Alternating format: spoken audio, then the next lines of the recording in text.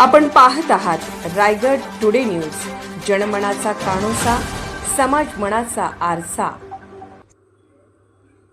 आजच्या पत्रकार परिषदेसाठी आपण एका माझ्या छोट्याशा निमंत्रणावरून आज इथे आलात।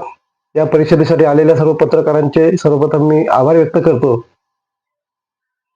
आजची पत्रकार परिषद घेण्याचं सगळ्यात महत्त्वाचं कारण म्हणजे आपल्या नागोठण्याला लागूनच असलेला रिलायन्स इंडस्ट्रीज लिमिटेड हा मोठा प्रकल्प, हा प्रकल्प दिसायला मोठा आहे, पण हा आतून हा भयानक पोकळ आहे।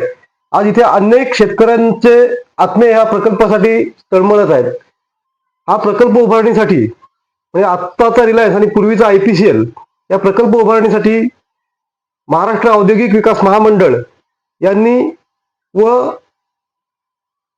रायगड जिल्हाधिकारी कार्यालय यांनी मिळून एकूण 1287 शेतकऱ्यांच्या 2360 एकर जमीन संपादित केली आणि त्यावेळेला 1287 शेतकऱ्यांना यांनी नोकरीला लागण्यासाठी प्राधान्य प्रमाणपत्र दिले। परंतु त्यापैकी केवळ 690 शेतकरी हे नोकरीला लागले।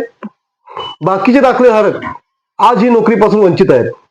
आज या ठिकाणी गेली 37 वर्ष अनेक आंदोलनं झाली, उपोषणं झाली, पण रिलायन्सनी प्रत्येकाच्या तोंडाला पानं पुसलेली आहेत। इथं आंदोलनासाठी येणारे आंदोलनकर्ते हे कमवून गेले, इथल्या राज्यकर्त्यांची पोटं भरली, परंतु इथला भूमिहीन शेतकरी मात्र हा उपाशीच राहिला। आणि म्हणून हा सगळा आज आपण यांच्या विरोधात एक आंदोलनाचा आपण पवित्रा घेतलेला आहे। इथे बरेचसे प्रश्न आहेत किंवा हा एक जरा नोकरीचा प्रश्न। ज्यावेळी ही जमीन संपादित केली, ही एकूण संपादित जमीन ही 2360 एकर आहे। त्यापैकी 1608 एकरात कारखाना बसला आणि उर्वरित 752 एकर जागा ही शिल्लक ठेवली होती। ही जागा शिल्लक ठेवण्याचा दोन हेतू, एक म्हणजे ज्यावेळी हा कारखाना हा रासायनिक कारखाना असल्या कारणाने इथे मोठ्या प्रमाणावर प्रदूषण होणं हे अपेक्षित होतं आणि म्हणून इथे हरित पट्टा म्हणून 752 एकर जागा शिल्लक ठेवली। इतकंच नाही तर कारखान्याच्या आतमध्ये पण जवळपास 25 ते 30% जागेमध्ये हरित पट्टा तयार केला होता की जेणेकरून हा पर्यावरणाचा समतोल राखला गेला असता। परंतु रिलायन्स हा एक भस्मासुर आहे आणि या भस्मासुराने ही सगळी झाडं गिळून त्या ठिकाणी आता पुन्हा रासायनिक प्रक्रिया करणारे कारखाने उभारण्याचं काम सुरू केलं। त्याच्यामुळे इथल्या मानवी जीवनाला हा धोका उत्पन्न झालेला आहे। तसेच कारखान्याच्या आतमध्ये रानडुक्कर ही एक प्रजाती, जंगली प्रजाती ही गुण्यागोविंदाने राहत होती, पण ही कत्तल झाल्यामुळं त्यांच्यावर ही वनवन भटकण्याची वेळ आलेली आहे। आणि 2360 एकर पैकी 12.5% भूखंड हा आपल्या सिडकोच्या धर्तीवर देणं क्रमप्राप्त होतं, पण तोही अजूनपर्यंत मिळालेला नाही।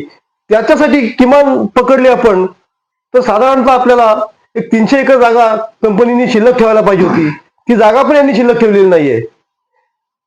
कारखाना ज्यावेळी उभा होतो त्यावेळी ज्या गावात मूळ करून वेलचर आंबेघर ही 2 गाव पुनर्वसित आहेत आणि त्यापैकी आंबेघर हा गाव हा पूर्णपणे भूमिहीन झाला। त्यामुळं या शेतकऱ्यांना या 2 गावांना मूलभूत सोयी सुविधा द्यायला पाहिजे होत्या। पण आज बघायला गेलो तर ज्या गावाची 1 एकर पण जमीन गेलेली नाहीये त्यांना डबल फिल्टर पाणी रिलायन्स मोफत पुरवते आणि वेलचर आंबेघर गावांना हा पाणी रिलायन्स कडून विकत घ्यावा लागतो। ही मोठी शोकांतिका आहे। हे असे अनेक मुद्दे आहेत। याच्याबरोबर जर आपण बघायला गेलो, आज रिलायन्सने वनजमिनीवर धाबा मोडलेला आहे।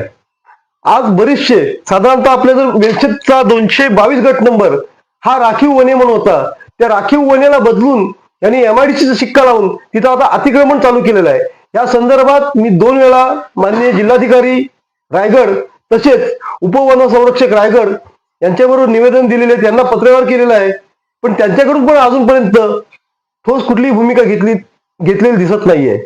परंतु अन्यायाला वाचा फोडल्याशिवाय आम्ही शांत राहणार नाही, आज हे तुम्हाला या पत्रकार परिषदेतून सांगतो। तसेच विस्तारीकरण हा अत्यंत चुकीच्या माध्यमातून चालू आहे। यांनी कुठल्याही प्रकारची शासकीय परवानगी घेतलेली नाहीयेत। आज जर राखीव वने ही जमीन जर तुम्हाला त्याचा मूळ सातबारा बदलायचा असेल, त्याचा वैज्ञानिक दर्जा जर बदलायचा असेल तर तुम्हाला केंद्र शासनाची अधिसूचना घेणं क्रमप्राप्त आहे। परंतु हे सगळे नियम यांनी धाब्यावर बसवलेले आहेत। तसेच हा जेव्हा 2004ला राखीव वने घोषित केली, ते ह्या मुद्द्यावर घोषित केली की ह्या जमिनीचा वैज्ञानिक दर्जा बदलता येणार नाही. मग वैज्ञानिक दर्जा हा केवळ हा झाडं लावणं हा असताना तो बदलून इथे कारखाना कसा काय उभा राहतोय किंवा इथे वसाहत कशी काय निर्माण केली जाते, हा देखील माझा शासनाला प्रश्न आहे. आणि ह्या प्रश्नाला आज ह्या सगळीकडं शासन, पोलीस प्रशासन आणि इथला सगळे आमदार खासदार सगळे डोळे मिटून बसलेले आहेत. तर ह्या तुम्ही पत्रकाराच्या माध्यमातून तुम्ही एक पत्रकार लोकशाहीचा चौथा स्तंभ आहात आणि तुमच्याकडून हीच अपेक्षा आहे, ह्या झोपलेल्यांना तुम्ही नक्कीच जागे कराल, इतकीच अपेक्षा तुमच्याकडून व्यक्त करतो. आणि रायगड टुडे न्यूज चॅनलला लाईक करा, शेअर करा आणि सबस्क्राईब करा.